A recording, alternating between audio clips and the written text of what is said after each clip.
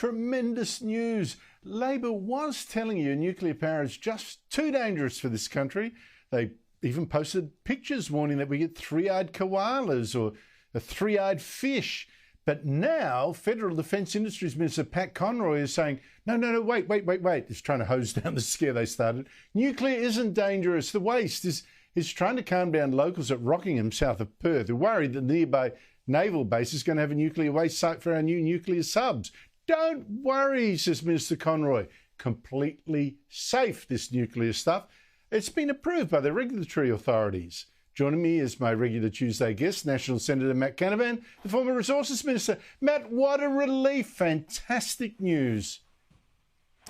Well, it might be relief for you and I, Andrew, but I would have thought this government might be a bit more upset about an animal going extinct, given their preferences here, because it looks like the three-eyed fish they presided over, a situation where the three-eyed fish within a month is no longer appearing on our shores, because just a month ago, these clowns in this Albanese government were out there warning us all that going down the nuclear path, producing nuclear energy in this country, would lead to mutant fish, mutant koalas, as you say, terrorising all of us around the country.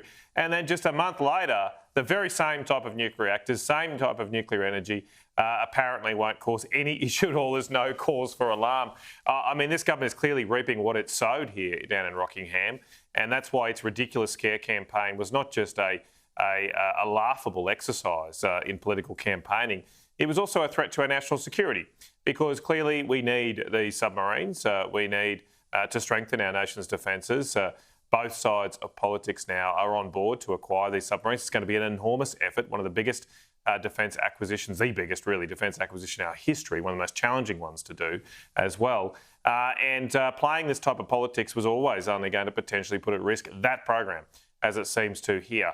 The reality is, of course, that nuclear submarines are perfectly safe, as is nuclear energy, and the government would be best to just focus on the real issues rather than get distracted with those juvenile university-type politics scare campaigns they seem to specialise in.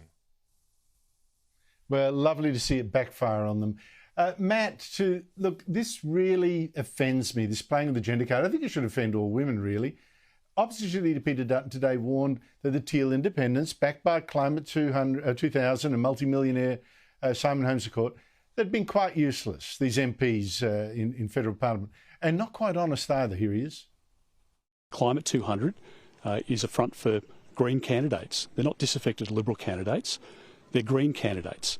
And I just think, look at what the Teals have done when they've been in Parliament. I mean, can anyone name anything that the Teals have achieved since they've been in Parliament? I mean, there's nothing. They've come in with an agenda to vote for the Labor Party, to support the Greens, and they haven't achieved anything in their local electorates. Now, Peter Dutton hadn't mentioned gender at all in this, but one of the Teal independents, Zoe Steggall, then played the gender card on him. Dutton is a sexist. Look, I think it really shows that Peter Dutton still has a problem with professional women being strong and independent-minded. Matt Canavan, your response to that ludicrous playing of the gender card? Look, I've only just seen that for the first time, but I think the only people in this story that are playing a gender card, that are being engaged in somewhat sexist conduct is Zoe Steggall there. Because how would she infer that just calling somebody useless is in any way gender specific? She must be the only one showing some kind of gender prejudice here.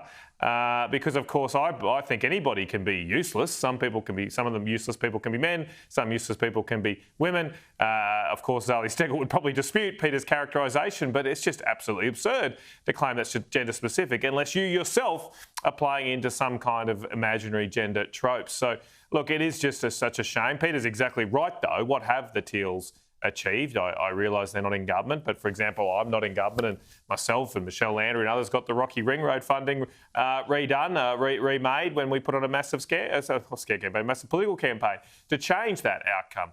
And I just don't know what the Teals have really done in here. They prance around this place and act like they are holier than thou, yet they don't seem that good at actually delivering results for the people they represent, and ultimately that's what this business is all about.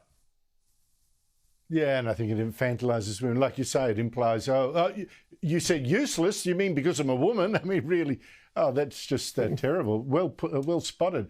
But Matt Canavan, here's another thing I don't understand. We have got a cost of living crisis in Australia. Papua New Guinea has a poverty crisis. Yet this Albanese government is about to spend $60 million of our money over 10 years to give Papua New Guinea an NRL team to join our NRL competition. Now, there's an excuse to make people in Papua New Guinea like Australia more than they like China. I didn't know that was in the balance. But is this truly the best use of our money on our side or their side?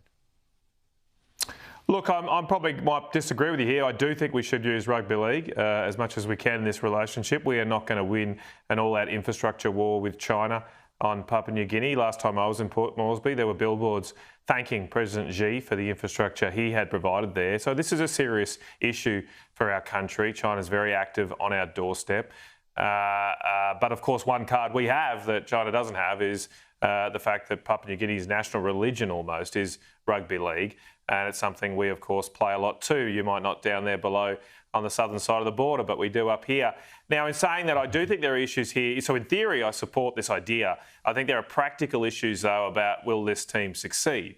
That's the issue. So I'm not really worried about the size of the money. I mean, Andrew, if we want to save money, I've got some other areas for you. I've got the $12 billion the government is uselessly putting into hydrogen that even Twiggy Forrest is putting jumping out of. So let's start with that. True. So $60 million a year, yes, to me, is not excessive to protect our relationship with our closest neighbour. But I do think there are practical questions here about making this team succeed.